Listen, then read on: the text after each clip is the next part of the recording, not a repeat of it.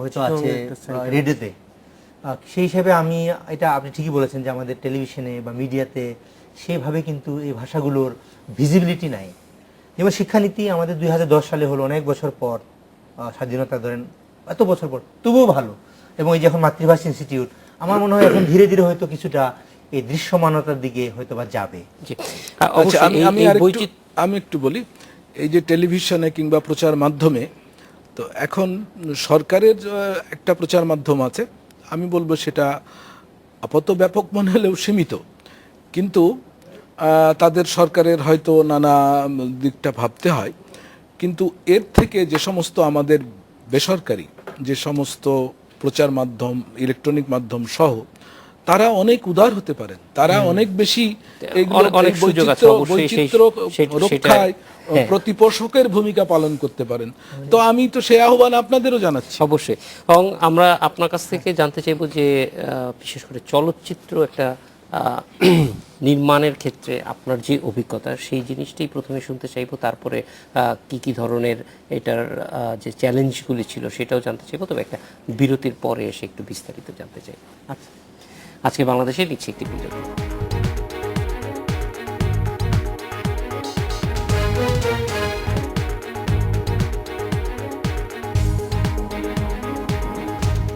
বিরতির পর ফিরে এলাম আজকের বাংলাদেশে। আমরা যেটা জানতে চাচ্ছিলাম যে চলচ্চিত্র চাকমা ভাষায় তৈরি করার একটু অভিজ্ঞতাটাই প্রথমে জানতে চাই। যে আচ্ছা, এই অভিজ্ঞতার আগে আমি একটু আসতে চাই যে স্যার এবং সঞ্জীবদার ভাষা নিয়ে যেভাবে করতেছে, আমার কাছে মনে হয় যে আমরা যে আন্তর্জাতিক যে 21শে ফেব্রুয়ারি যে আমাদের বাংলা ভাষা হচ্ছে আন্তর্জাতিক একটা স্বীকৃতি পেল এবং মাতৃভাষা দিবস হিসাবে, কিন্তু আমরা কিন্তু আবার ঠিকই আমাদের আদিবাসীদের ভাষাকে কিন্তু প্রাধান্য দিচ্ছি না, মানে মাতৃভাষার প্রতি কিন্তু প্রায়োরিটি দিচ্ছি। কিন্তু আমাদের যে জাতিসত্তা আরও যে 40-50টাতে আমাদের জাতিগোষ্ঠী আছে আরও, এই জাতিগোষ্ঠী ভাষাটাকে আমরা প্রাধান্য দিচ্ছি না। এটা একটা আমার কাছে মনে হয় এটা সরকার হচ্ছে সবচাইতে এটা উদ্যোগ নিতে পারে। কারণ হচ্ছে এখন দেখেন আপনি ক্রিকেটের বেলা সরকার কিন্তু প্রচুর সাপোর্ট দিচ্ছে, ক্রিকেট কিন্তু একটা স্ট্যান্ডার্ড হয়ে যাচ্ছে, আমাদের ওয়ার্ল্ড কাপে এখন ম্যাচ হচ্ছে, কিন্তু আবার ঠিকই আবার ফুটবল কিন্তু একটা শুয়ে ফেলছে। এই যে সরকার উদ্যোগ নিলে আমার কাছে মনে হয় এটা সবাই প্রাইমারি লেভেল থেকে যার যার মাতৃভাষা শিখতে পারবে। এটা পাবলিক অর্গানাইজেশন বা ব্যক্তি এটা বৃহৎ আকারে এটা পারবে না, একমাত্র এটা সরকার পারে। আর আমার প্রসঙ্গে আসি, চলচ্চিত্র আসলে চলচ্চিত্র একটা বড় একটা মাধ্যম। এখানে বাংলাদেশের আদিবাসীদের এরকম এই মাধ্যমের আশাটা অনেক গ্যাপ ছিল, কমিউনিকেশন গ্যাপ ছিল, এবং এটা আমি আগে থেকে বলতে এটা খুবই এক্সপেন্সিভ একটা মাধ্যম, প্রয়োজনীয় অডিও ভিজুয়াল একটা মাধ্যম। সো এর মধ্যে কাজ করতে গিয়ে আমি যেটা অভিজ্ঞতা, সেটা হচ্ছে এর আগে আমাদের আদিবাসীদের কোনো ফিচার ফিল্ম বলতে কিছু হয়নি। ডকুমেন্টারি হয়েছে এবং বিভিন্ন শর্ট ফিল্ম হয়েছে, কিন্তু আমারটা হচ্ছে মাই বাইসাইকেল বা মোর ঠেঙ্গারি চাকমা ভাষা, এটা হচ্ছে আমার বাংলাদেশের বলেন ফিচার ফিল্ম প্রথম আর চাকমা ভাষার ফিচার ফিল্ম। মোর ঠেঙ্গারি মানে কি, বাংলায় কি হয়? আমার সাইকেলটা, আমার সাইকেল। জি, মাই। আচ্ছা, আজকের বাংলাদেশের চাকমা কি হবে?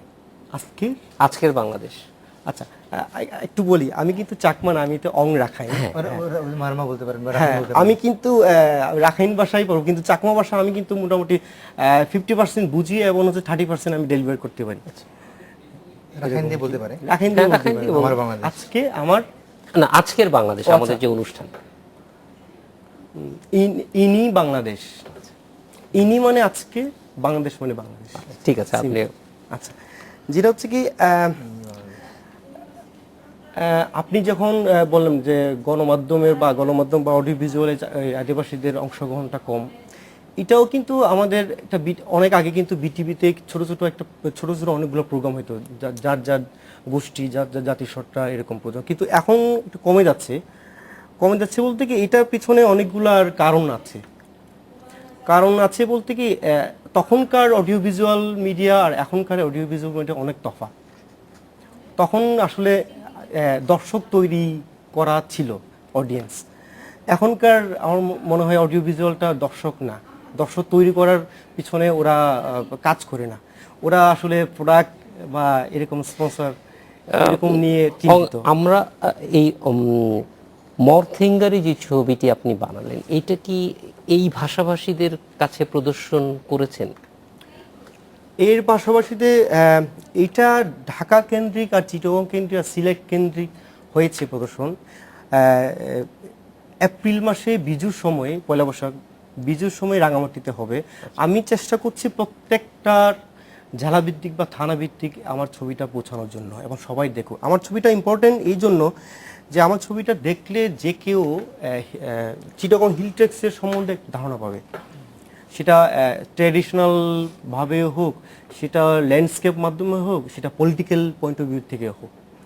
সেটা আমার ছবিটা এই জন্য জরুরি হচ্ছে সবার দেখা, যে এক ধরনের ধারণা পাবে। যেমন কাপ্তাই লেক নিয়েও একটা পয়েন্ট অফ ভিউ আছে, আর তাদের জাতি গোষ্ঠীর মধ্যে যে ভেদাভেদ, পার্টিগত জায়গা থেকেও কিছু দৃষ্টিকোণ আছে কয়েকটা বিভাগে।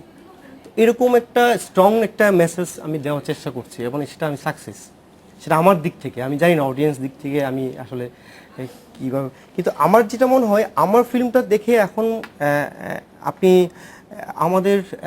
জানেন নিশ্চয়ই আমাদের চলচ্চিত্র দর্শক কিন্তু আমরা অলরেডি হারাই ফেলছি। এখন আবার চলচ্চিত্র মাধ্যমটা ডিজিটাল হওয়ার পরে এখন হাতের নাগালে সবার ক্যামেরা চলে আসছে, সবার কাছে ক্যামেরা, সবার কাছে প্রযুক্তি চলে আসছে। আরেকটি বিষয় যে আপনার ছবিতে কাজ করবার জন্য মানে অভিনেতা খুঁজে পাওয়াটা কি খুব সহজ ছিল? খুবই সহজ না, এটা যে কোনো কাজ তো আসলে সহজ না, যেহেতু একটা বিশেষ ভাষা যেখানে খুব জনগোষ্ঠী হয়তো বাংলার মতো এত না, সেক্ষেত্রে এটা একটা চ্যালেঞ্জ ছিল। চ্যালেঞ্জ বলতে কি, আমি আসলে স্টার যেটা বলি আমরা, স্টারিজমের উপরে আমি বিশ্বাস না। আমি যখন অ্যাক্টর সিলেক্ট করতে যাই তখন আসলে লোকজন আমাকে সুন্দর সুন্দর চেহারা ছেলে মেয়ে দেখায়, সো সেটা আমার স্টোরির সাথে যায় না। তখন আমি এটা 3-4 মাস বা 1 বছর ধরে আমি আসলে কাস্টিংয়ের উপরে কাজ করছি, এবং খুবই সহজভাবে আমি একদম, যারা আসলে ক্যামেরার সামনে কোনোদিন আসে নাই, প্রফেশনাল না, ওরা ওইখানে লোকাল একটা থিয়েটার কাজ করে, কিন্তু এরকম কোনোদিন ক্যামেরার সামনে আসে নাই, কিন্তু খুবই ভালো মানে পারফরমেন্স। মানে আমরা যেরকম স্টারিজমটাকে বলি যে অভিনয়, হ্যাঁ, বা একটা রেগুলার যে অভিনেতার থেকে আমার কনফিডেন্ট হচ্ছে ওরা অনেক ভালো করছে।